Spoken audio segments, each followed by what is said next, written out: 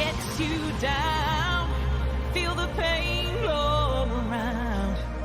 Keep the love in your heart and hold your head high. Harbor no hate. Welcome to the Let That Go show with Kassira McKee and Richard Skipper. This show is based on Kassira's book, Let That Go, where she guides people in completely blessing and releasing people, places, and all kinds of things. Kassira and Richard share personal insights and experiences based on concepts in Kassira's book, with guests and you, their co-hosts. Are you ready to let that go? Let's go. I'm ready to let go. Are you? Are you? What are you letting go with? What is that? I'm letting go of grape juice. Oh, so it's it's the Baptist Church communion liquor. That's right. Grape juice. That's right. I'm having strawberry cream soda, like soda water soda, like, you know what I mean? I'm Wonderful. sorry. Guess what I I don't, did this morning, it's lovely.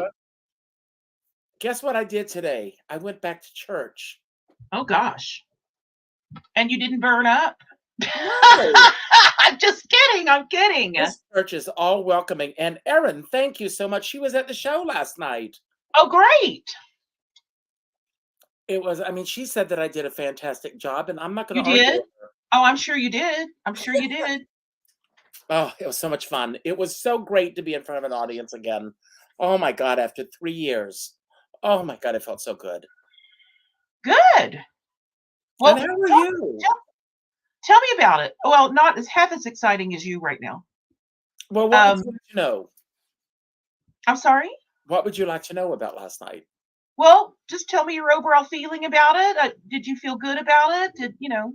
It felt really incredible to be in front of an audience again. I was talking to Danielle earlier today, and I said, and you know this better than anybody, as an entertainer, when you get in the zone, and you know that you're in the zone, and everything is unfolding as it should be, it's a magical, it's almost like a hypnotic state that you're in, but you're very much aware of everything that's going on.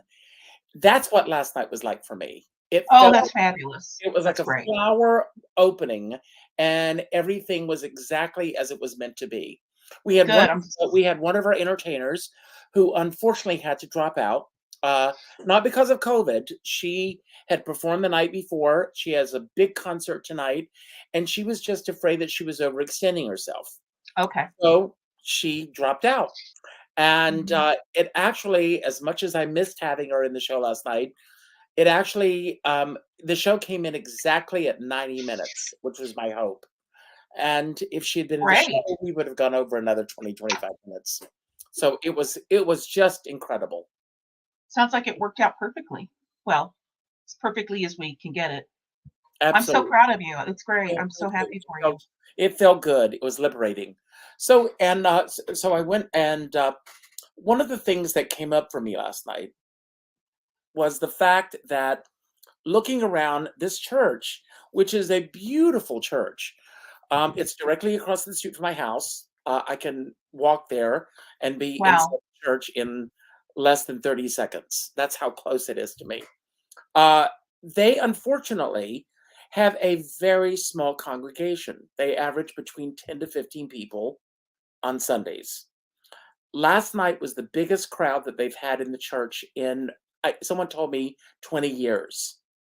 How many? Wow. Do you know how many came? Yes, we had over 100 people last night. Wow. So it was very, very good. And so feeling that sense of community last night, I really wanted to go back and be there this morning.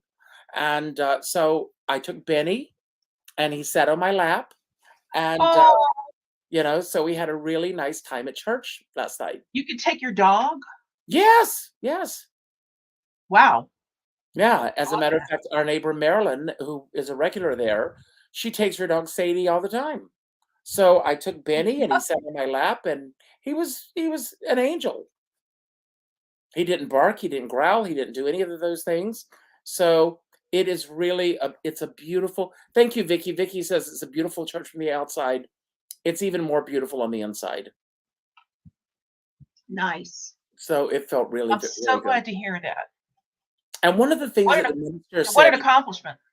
one of the things that the minister said this morning uh, in his sermon was Mhm. that it felt to him as if everybody was sitting in my living room. And I went up to him afterwards and I said, I can't believe that you said that, because that's the feeling that I always like to have when I'm doing a show. That Mhm. everyone is sitting in my living room having that kind of an intimate type of an evening.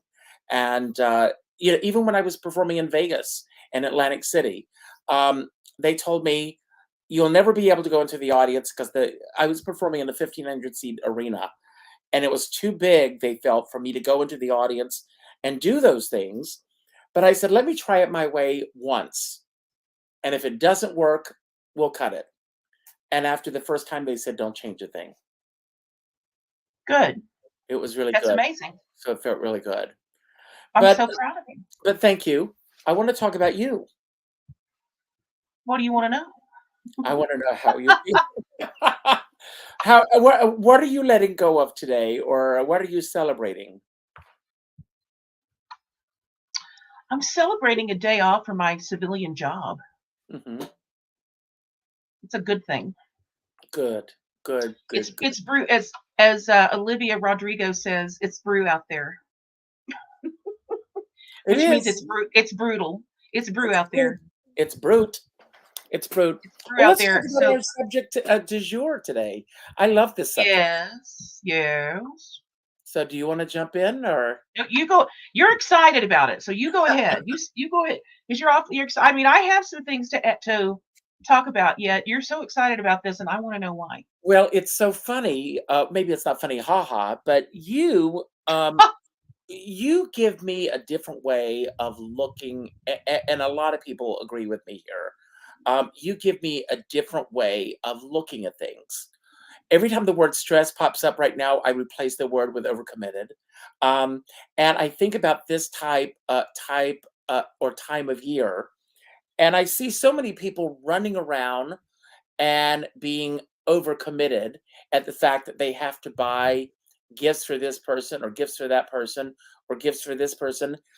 In the world of cabaret, I'm going to go there for just a minute. Bear with me.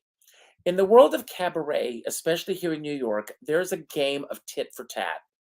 Come see me, I'll come see you. And first of all, I have a great friend who's a great entertainer, and he said once, all I owe you is a great performance. That's all. I don't Wow. owe you reciprocation or anything else. I appreciate it when you come to see me, but that Mhm. doesn't necessarily mean that I'm going to find myself in the audience of your show. It's nice when and if that happens, but Mhm. it's not always the case. I bring this up because there's this idea now that if this person buys you a gift, you have to reciprocate with another gift. And I think that that creates that overcommitment as well. And I always, and I've been talking about this in my shows and in before tonight, of different ways of looking at that idea. I've said this before.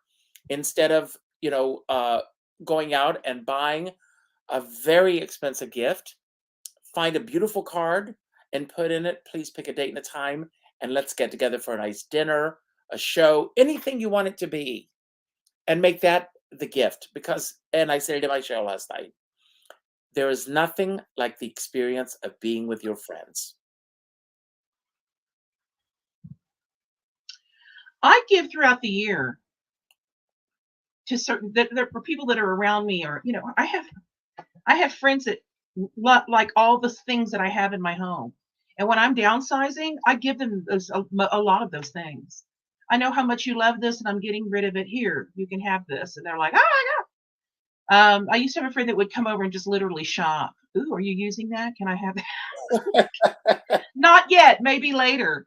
And I give away when I moved. I gave a friend of mine a lot. I gave away antiques, little pieces of antique tables and all kinds of stuff just to get rid of it. Because especially here in New Mexico, people here, a lot of people just don't want that stuff anymore. They don't, younger people don't want antiques, they don't want china, they don't want crystal, they don't want all that stuff. And so I give away things throughout the year to people I know around me, when I downsize or move or something. I, you know, I'm a pretty good gift giver, Mm. yet in today's financial climate, I don't I really don't desire for anybody to feel obligated to give me anything if we're Thank any you. it, you know and my closest friends, like I have two friends that we are going to exchange things. Yet that's it. Like I'm not my closest friends, we just really don't feel it necessary to give each other gifts on Christmas. Sometimes on birthdays. Yet, yeah, the friendship is enough for me. Talking, being able to talk to them on the phone several times a week. I do have a few friends like that. We talk weekly. That's enough for me, man. I don't. Please don't go out and buy me a knickknack. Don't buy me stuff. I don't require it. I Hmm. have quite enough stuff, and I'm still in the middle of purging some things, and I don't require it. I've even told my parents, don't, and they're so sweet, and don't send me anything. They're in their 80s, their early 80s, and they typically send me like a $25 gift card, Well, because they're determined to give me something, and I'm like, oh, and I'm like, okay, thank you, thank you, thank you, thank you, thank you, but I do and want to say on the flip side of that, if I may interrupt, that I love to give gifts. I love to. Uh, that's why I do the giveaways on the show. I get a thrill and a charge out of it. Uh, but that is something that when I am in a situation where I can do that, I love doing it. I love surprising someone with tickets to a show or uh, sure, different things like that. When and if someone is in a position where they can give a hmm gift, um, hmm graciously accept it. oh sure, sure. Yet it's not an obligation. That kind of, when we feel that obligation, I think it takes away the positive energy of giving and receiving, that whole energy of obligation. um I we're so in my civilian job, we are going to do a secret Santa thing. Hmm. And I asked, is there are you going to put a top on it? Is there a budget? They said, yeah, probably no more than $25. Well, I'm not going to get. I don't anyone ever give me a gag gift. It's a waste of money. I'm not going to keep it. I'm going to give. Please don't give me a gag gift. And I'm hoping it's my intention that somebody doesn't give me a gag gift. I'm going to give them a $25 gift card. That's it. That's what so they can go get what they want. So if they're They watching can now, go they get. know that. Nobody at work watches my show. uh, but but there are people who keep a scorecard. Yeah. hmm Yeah, they do keep score. Yeah. Well, I will tell you, And, I went to a party a few years ago, and it was called a re-gifting gift exchange. I love it. I So love what it. everyone did, and this is, but everybody brought a gift, and it was wrapped of something that you had gotten because the party was 2 days after Christmas, something that you had received that you wanted to give away. Uh, Not necessarily take it back to regift it, but to give Mhm. it away. And so what everyone did was you drew names, and like the first person who drew could pick any box under the Christmas tree that he or she wanted. And then they could decide whether they wanted to keep that or if they wanted to give it away. And by the end of the evening, gifts went back and forth. Some people would go like, "What is this?" And I don't think this is something that I want to live with. So, you know, and it's funny the psychology of gift giving. One of the things that was talked about in the sermon this morning, and it went he actually discussed going back to the Druids, which you and I have talked about, and how this all began, and that it's all about several things coming together. Um, it's food, it's the holiday itself, it's season, and he said the best exchanges, and I agree with Mhm, him, come over mhm, dinner.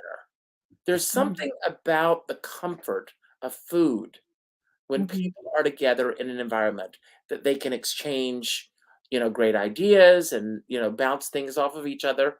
I think it's all wonderful. Vicky said, "That's a good idea until the original giver is at the same party." I had that thought too, Vicky. Like what? What? Oh boy, you really have to keep track of what everybody gives you. You have to like make a list to make sure you don't. I've had people in the past that had beautiful things. Gorgeous pieces from Neiman's and Stanley Korshak and lovely things that they never used and they've given to me as gifts, and I love them. They're very expensive things, and I love pretty things, like that. Doesn't bother me at all. Doesn't bother me. Came in the original, Neiman's gift box. Came in the original Tiffany gift box. I'm like, yes, I'll take it. I'll take it. That not doesn't bother me at all. And they know that. I think we really have to know a person well, and if we don't, a little gift card or yes. I in Dallas, when I'm in Dallas, I have a lot of friends and family, and we just get together Hmm. on Christmas. It's really about, for us adults, it's really about and there's kids around. It's about kids. I have two nieces and two nephews, and it's about the kids. And our family has decided that it's about kids, But I, and it doesn't. but one thing that I will say, my advice to anyone is not to give art to another person, Art. because art is a very subjective thing. Somebody gave us a painting years ago, and oh my God, this painting was hideous. And we kept it in we kept it in the basement forever unless he was coming over. But the thing was, it was something that he created himself. Oh my. Oh So my. My. My. it was a portrait of somebody that we didn't even know, but the background was cranberry. Our dining room used to be a cranberry color. It's now blue. But he gave us this thinking that we're going to love it because it was going to look great in our dining room. Oh my! Danny and I could not look at it, and it was in the basement, facing the wall for a long, long time. So I had a really good friend in Dallas that passed away, and they have a lovely house with lots of lovely things in it. And his partner decided to have a private sale for all of the friends. Not everybody was in, but just those of us who were friends with them to come over and do a little shopping, have a little garage sale, but a house sale. But it was so cheap, it was so stupid. He goes, "Make me an offer. Okay, you want that? Give me $1." And he was giving away.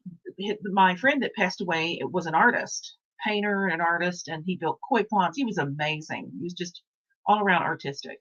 Well, bless his heart. So his partner was giving away paintings to us, to friends. He gave me a painting of this man who I had no idea who it was. We don't even know. We think, we think it was painted in Colorado. We're not sure, but I had no place to put. Well, I did hang it for a while, but it was kind of. I didn't even. I'm like, who is this? So I gave it to one of our other really good friends that knows them well. And he goes, "Oh, well, where am I going to put this?" I'm like, "Well, I don't know. I thought, since he painted it, you might like to have it." And he goes, "Well, but who is this?" I'm like, "I don't know who this is." And he ended up not.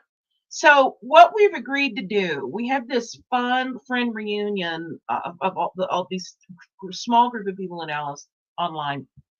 And I said, "Hey, I just couldn't bring that painting with me." And John's holding on to it. And one of the people, we found out that it was painted in a particular town where this other friend that was in the group, who I do not know well, has a home in that particular part of Colorado where he painted this picture. So it's a painting of a local in that town. So we've agreed that the next time my my my friend's partner, who has a new partner, comes here with other friends, they're going to bring the painting to this guy who owns the property in Colorado where he painted it in the first place, because he's the one that's going to appreciate it.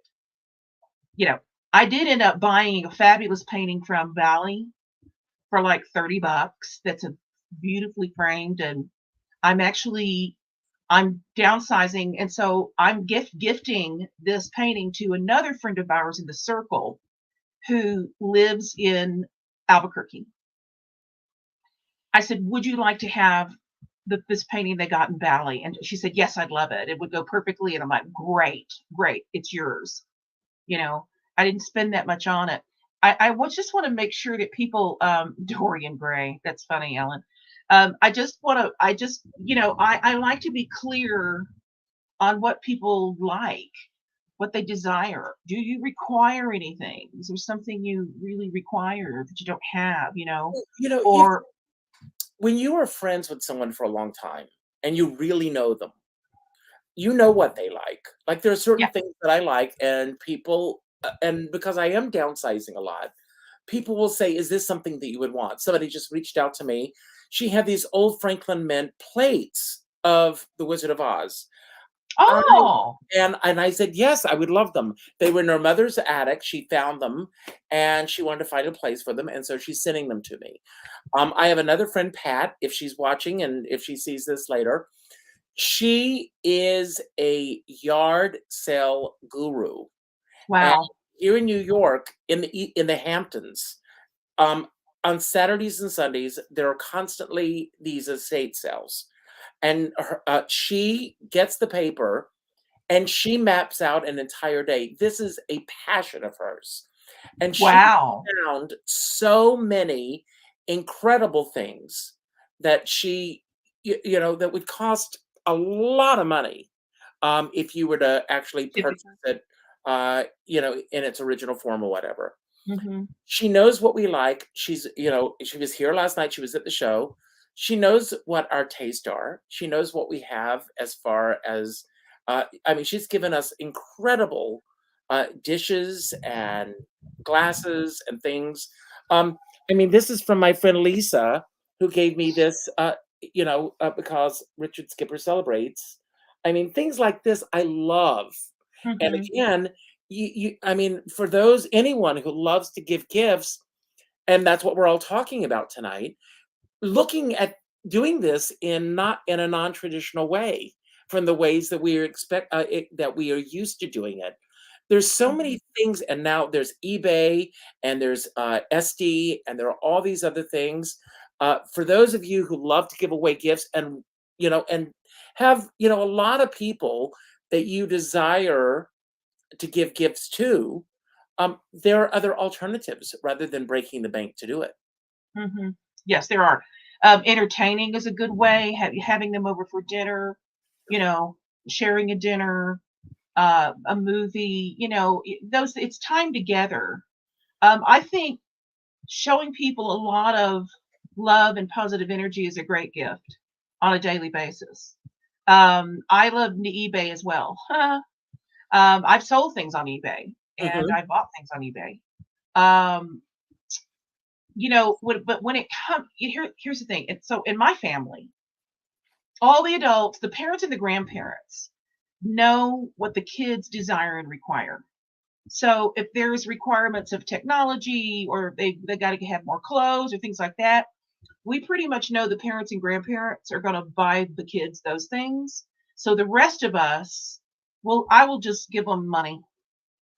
Mhm. I said, when I was growing up and I got $20 for Christmas, I thought it was like 100 for it. At $20, I was like, yes, $20, gas money, when I was a teenager or, whatever. Um, uh, I think kids I think kids really appreciate that stuff. Now, my nieces I know really well, and I know what they like, and I've still got a big box. I haven't sent them. I've been collecting things for a year, that I'll send them. I started them on their holiday sock monkey collection, I love it. and I haven't found any lately, but they have scads of holiday sock monkeys, and they love them. And they're now 11 and 12, or 11 and 13, to 10 and 12.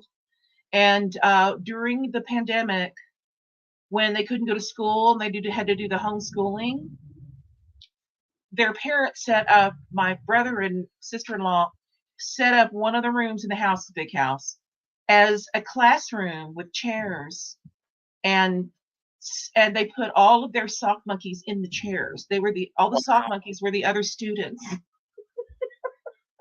That's amazing. That's how much they love the holiday sock monkeys. They don't get just regular sock monkeys.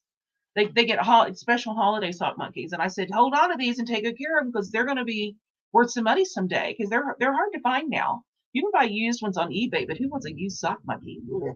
So, did you see Saturday Night Live last night? no, I have not watched it yet. I haven't watched it yet. I'm funny gonna. sketch with Steve Martin as Santa Claus and Martin Short as the elf.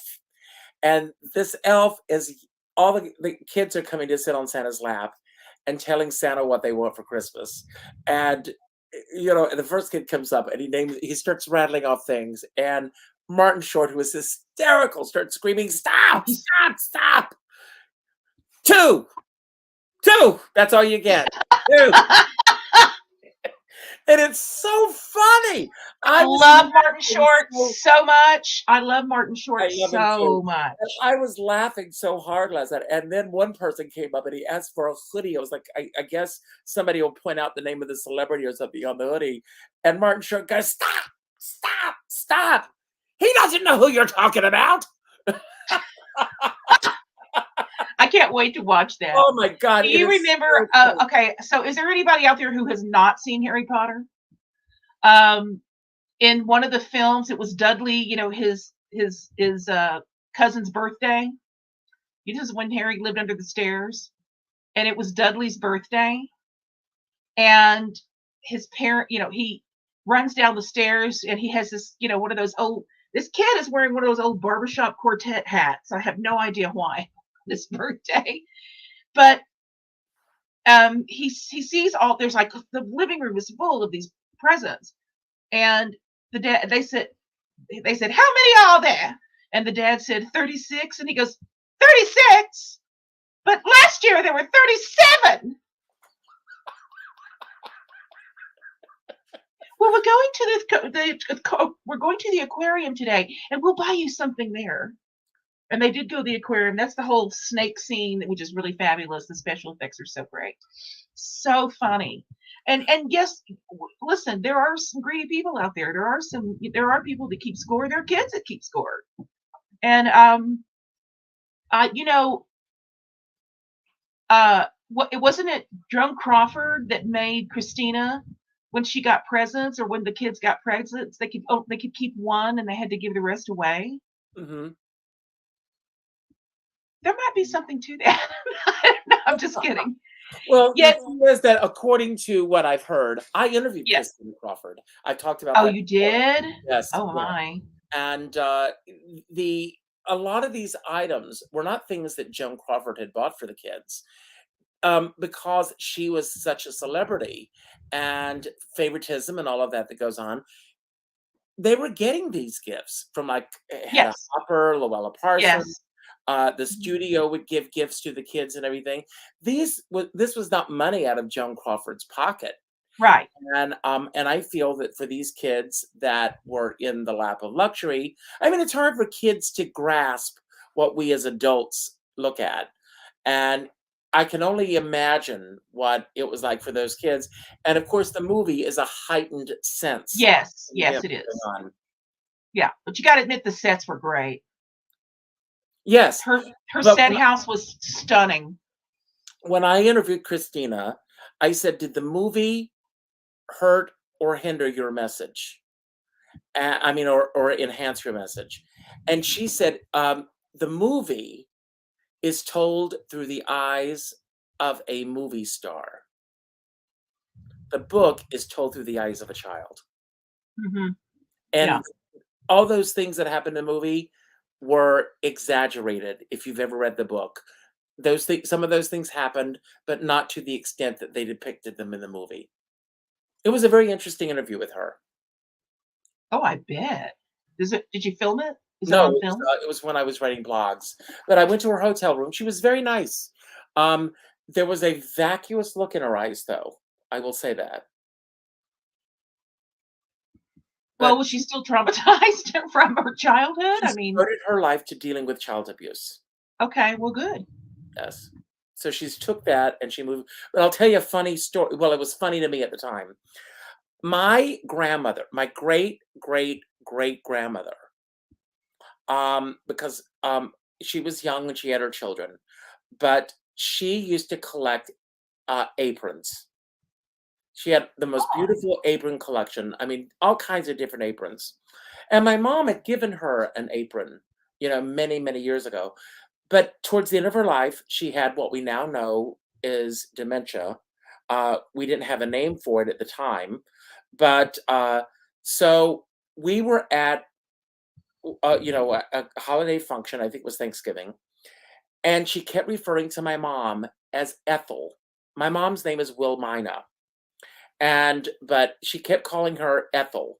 My Aunt Ethel died when I was 3 years old, and oh, okay. she kept calling my mom Ethel all through dinner and everything. Mhm. As we got ready to leave, she went up to my mom and she says, "I have something I wanna give you." And she gave my mom an apron that my mom had given her years before. Oh my. And she said, and if my mom's watching this, she said, "Well, Mina gave me this once, and I've always hated it." And I mean, I laughed so hard, but my mom was heartbroken by this, that that my grandmother would say this to her. But I said, "Mom, she doesn't even know what she's saying to you. She may have loved it, and she just got an idea in her, a seed planted in her head that morning." So it I was, had I have an older relative. She's no longer with us. On one side of my family, and I'm not going to say which side. I had four sides of the family. She used to steal things from relatives at their house and give them to other relatives.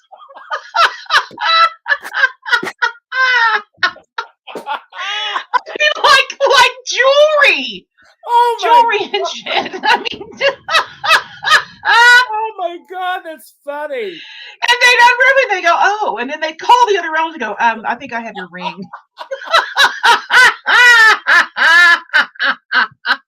Oh my God, And I that couldn't is figure so out. funny. But hang on, we couldn't figure out if it was that she was just a kleptomaniac, and she just really didn't think anybody would notice, or she was starting to lose it. But I don't think she was losing it. I really think she just Well, didn't think that people would notice it was missing and we were wouldn't notice talking somebody else was wearing it.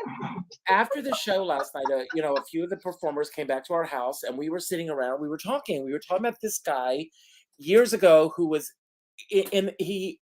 All of us came out of nowhere in the Mhm. cabaret community, and he was the most magnanimous person that you could possibly imagine. Danny and I were having dinner one night at Joe Allen's, and when we went to pay our bill, um, it was already taken care of because he happened to pass by and saw us inside.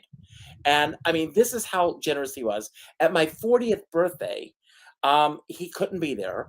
So he said he would send flowers. He sent these, I mean, it was like a flower shop. He had sprays of flowers on all the table. He had these chandeliers with Nice. candles, everything. Everything was incredible. He gave and he gave and he gave. Several, I'm not going to mention names here, but one very well-known famous singer was in London, uh, recording an album with the symphony orchestra that he was behind and everything. And I was doing the APAP convention in New York, which is arts presenters and performers. And one of the people in the booth that was being underwritten by this guy came in, and he looked like he had seen a ghost. And I said, "What's going on?" He says, "Didn't you see the news this morning? This guy was embezzling for all these years, Oh my gosh. and all that money was stolen money." Oh, And jeez. so the weird thing was that on New Year's, he went to jail on January 10th. I remember because it was my dad's birthday. But on New Year's Day, he called me from Rome to say, no matter what happens, I want you to know that I love you. He kept saying that he was going to produce my show. And thank God it never got that far. But he kept making these lofty promises, and for one reason or another, it Mhm. never happened. Maybe he was protecting me. I don't know. But he got caught and he went to Rikers Island. Oh my God, he went to Rikers? Yes. Okay, so something similar happened with me in a group of I was a member in Dallas of a group of performers 55 and over, and we did this huge show every year. I'm not going to say which show. Yet one of the members of the organization who was older, what did our PR, and he was also apparently an investment broker. And he was taking like all of these people in the organization were investing their life savings with him because they trusted him.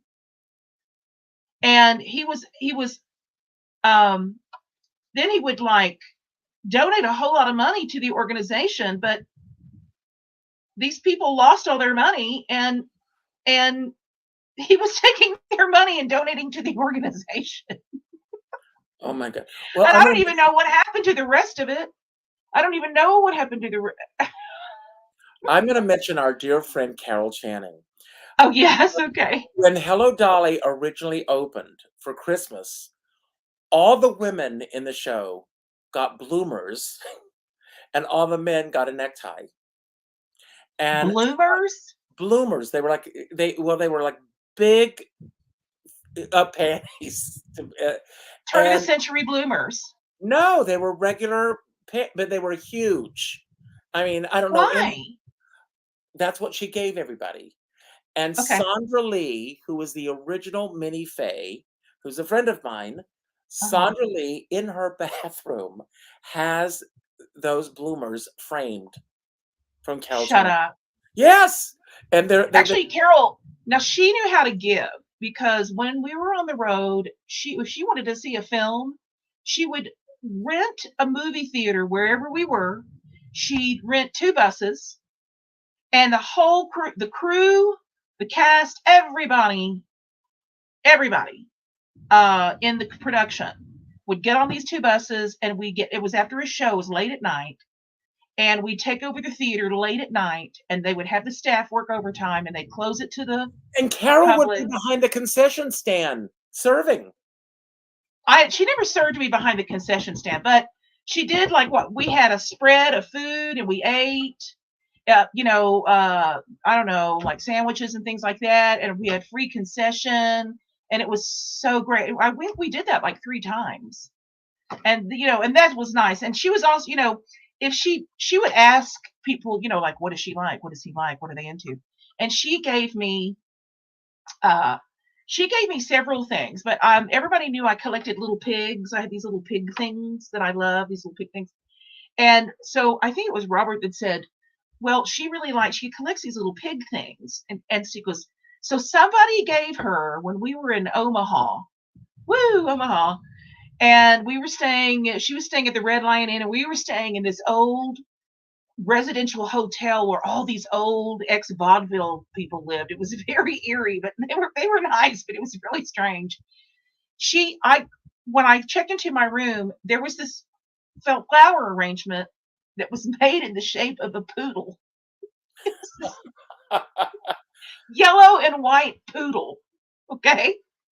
And there was a note from her saying, "This is the grossest thing I could get you, a pig. Love, Carol. But she tried. XXOO." Right. And I think I still have that note somewhere. I think I kept that note. But I love stuff like that. I love cuckoo stuff like that. Because that's thoughtful. Well, That's thoughtful.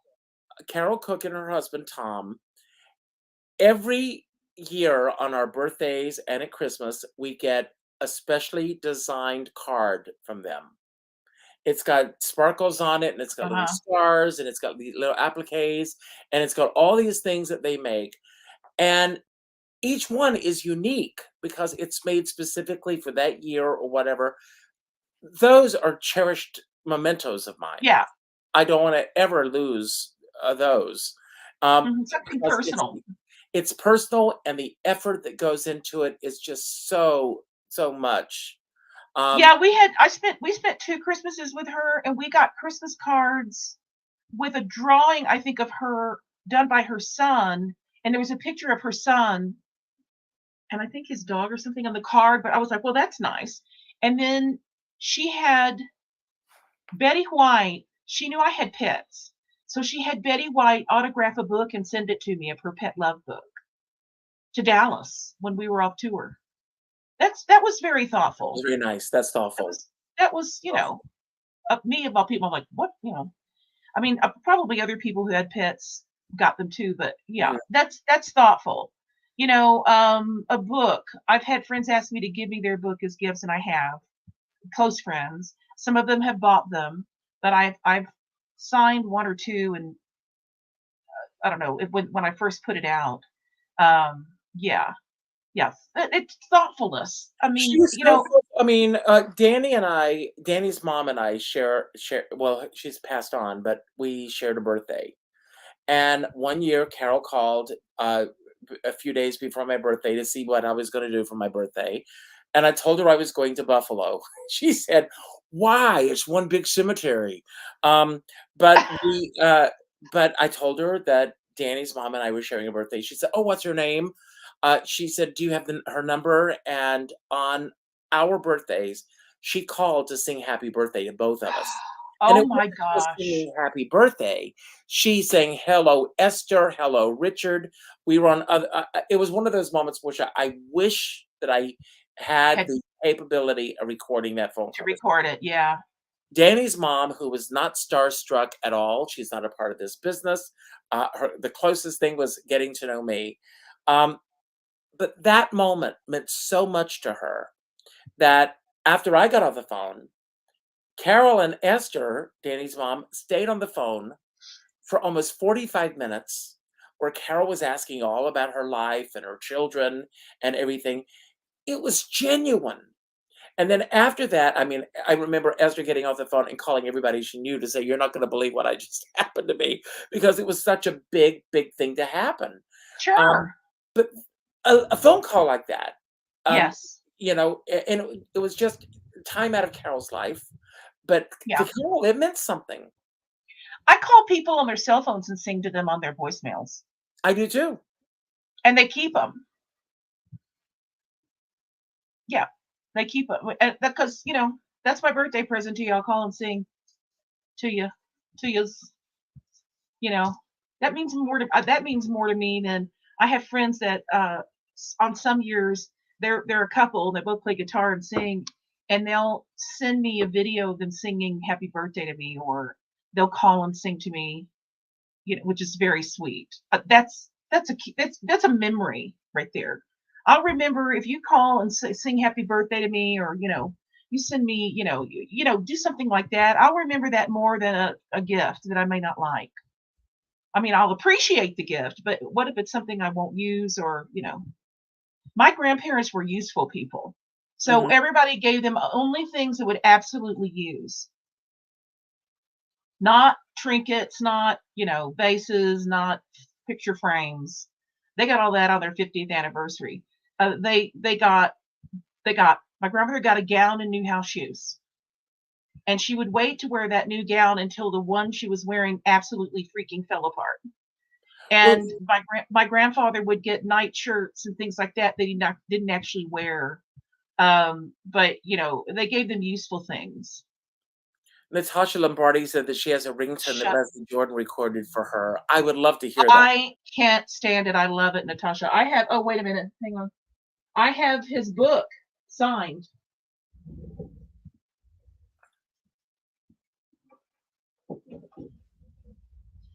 I have this book. How y'all doing?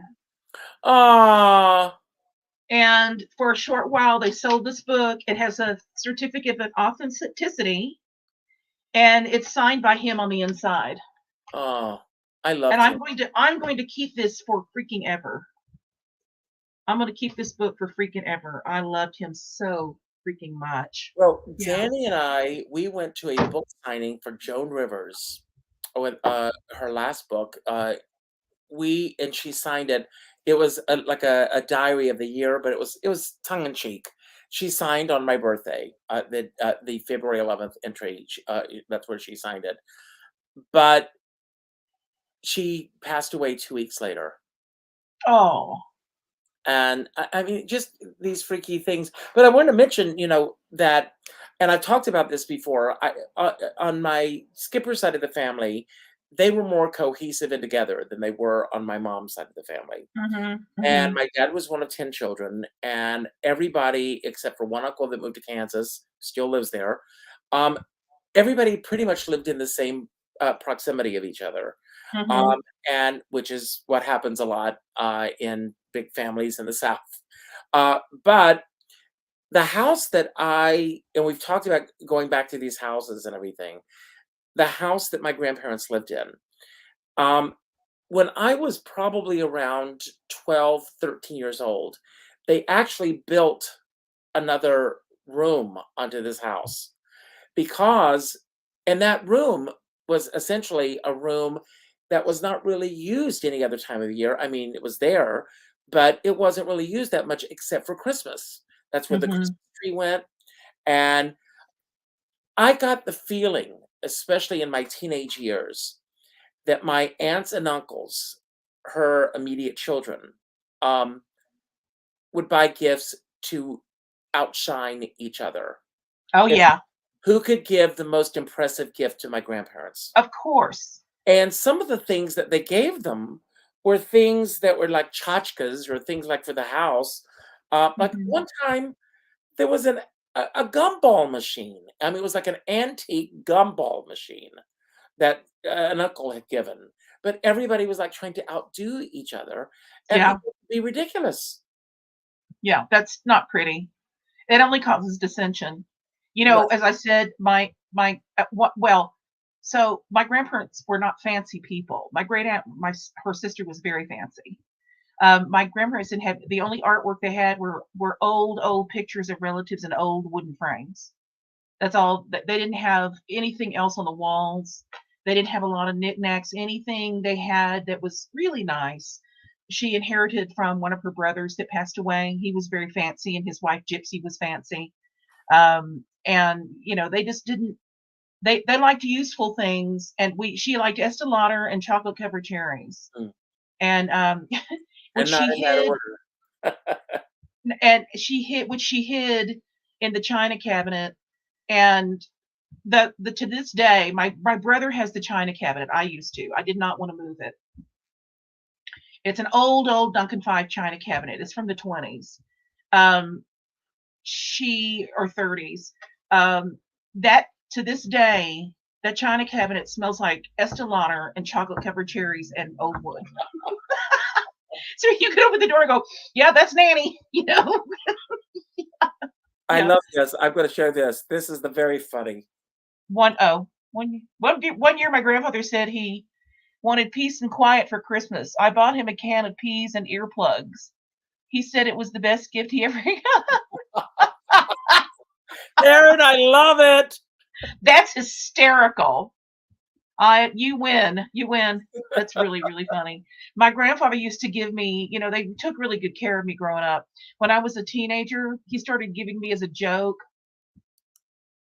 I wrote him this little poem, and brought my grandparents this little poem, and I put it in a little gift box for Christmas to tell him how much I loved him. And he just so on my birthday, we would keep giving that stupid box back and forth to each other, and he'd put like some change in it. You know, that was my present with some change. And I'd write some stupid note and put like a 5 cents in it. It was a joke. It was this running joke we had for years, because it was it was a gift giving joke. Um, I I to me, handmade gifts are great, and no matter how awful it may be, I always appreciate something. You know what I mean? Like sometimes they're not pretty, but I do find handmade gifts lovely because people put their energy in it. They took the time and put their energy in it. And I grew up with some aunts that used to do that. That made everybody something, some sort of decoration for Christmas, and they were lovely. They were beautiful. Those stuffed Christmas trees that they sew in sections that have a little jingle bells on them. And Love those. let's see, my great aunt made everyone hand done stockings with beads and sequins and stuff on them, with all the little things that she knew we liked. And uh, I uh, and I don't know, I don't remember if it was my great aunt or one of my other aunt, but one of them made everybody advent calendars by hand, Oh, I love that. stitched them by hand that you hang up, and you pull a little. They would have little teeny ornaments and all the pockets you'd pull out and put on the tree. And then, oh gosh, I love stuff like that. That's because those are kind of like heirlooms. I know, of course, now I don't know where they are. I have one little stocking that my great aunt made. She made me two. One little one that's adorable that has some sequin sunglasses on it and cool little things on it that I thought was just really cute. A few weeks ago, Doug McAllister mentioned on his Christmas tree that he has these ornaments that are e- e- re- mementos of the year that he just went through. I Uh think huh. that's a great idea. Um, I mean, I've given ornaments away. ornaments. I love ornaments, and I mean, our tree. I mean, we've got so many ornaments now that we have to pick and choose which ones are going to actually go on the tree.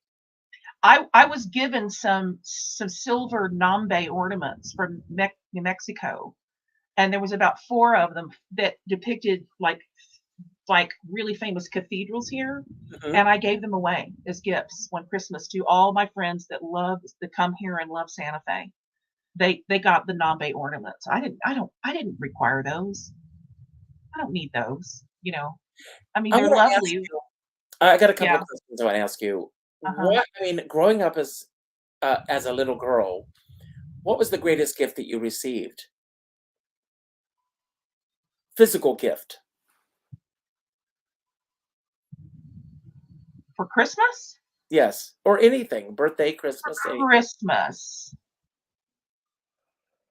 I got a lot. My grandparents were such good gift givers, and they knew which toys I wanted, and I didn't get like a crap load of them, but I got a favorite toy.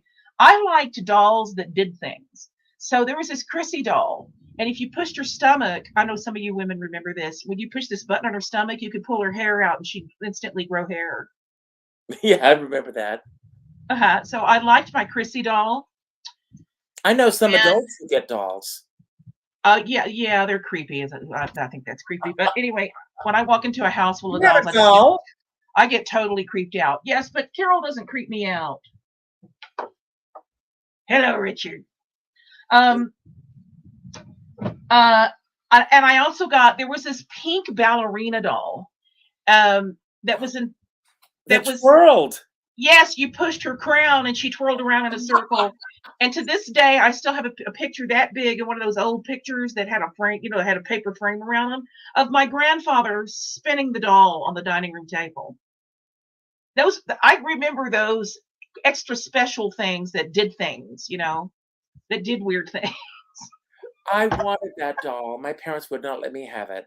Oh no, they wouldn't let you You know have the ballerina? the Leslie Jordan story that he used to tell? He No. said, you know, it was Christmas, and I wanted a bride doll. And I went to my mom and dad, and I said, "I want a bride doll." And his dad was this big macho, like fire Pride or bride? bride, bride, Bride is in and having a wedding? like, having a wedding. And Okay. I went to my daddy, and I said, "Daddy, I want a bride doll." And my daddy said, "Well, boys don't play with bride dolls. Daddy, I have to have a bride doll. Please give me a bride doll." And he said it was Christmas. He sat on Santa Claus's lap, and he was standing there, and he got on Santa Claus's lap, and he said, "Santa, I want a bride doll. I want a bride doll so big that she's going to make a shadow over me. That's what I want. I want a bride doll." And he said that that night he went home and he heard his mom and dad in the next room. And the mother said to the father, "What are we going to do? He wants a bride doll." And he said, "There's no way I'm getting my son a bride doll. No way." He said, Christmas morning, I walked in and there was the biggest bride doll you've ever seen under the tree. And he said, I sat down in the middle of the floor and I peed. Peed? Yes. He was so excited about that bride doll. I thought that was one of the funniest stories that I've ever heard. And on that note, because we've got just a few minutes left. This has been an interesting conversation, and I really appreciate everybody who hung out with us today and had so much to say. I love seeing what you have to say. And Dee, as usual, we're on the same page about a lot of stuff. Thank you so much. And Alan, may your Carol doll please sing a Christmas song snipped for us. We might get flagged for it.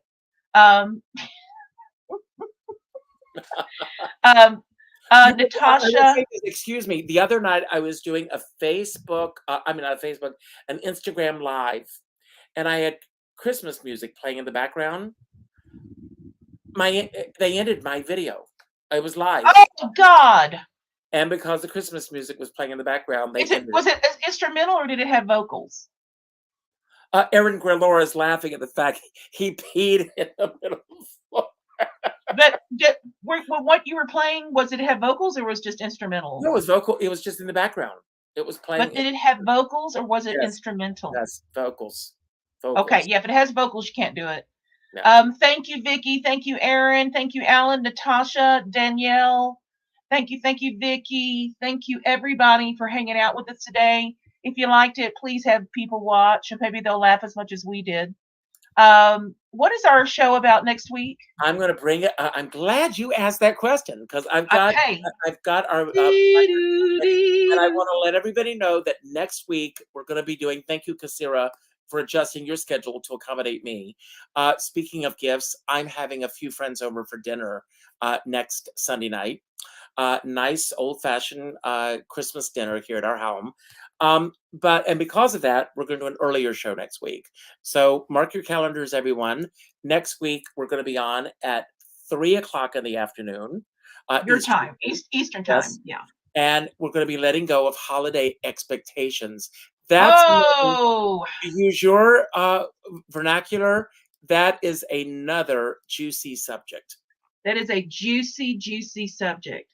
I think the less expectations we have, the better off we are. And it's nice to be surprised. I want to tell you one Christmas, and we'll go into more detail next week.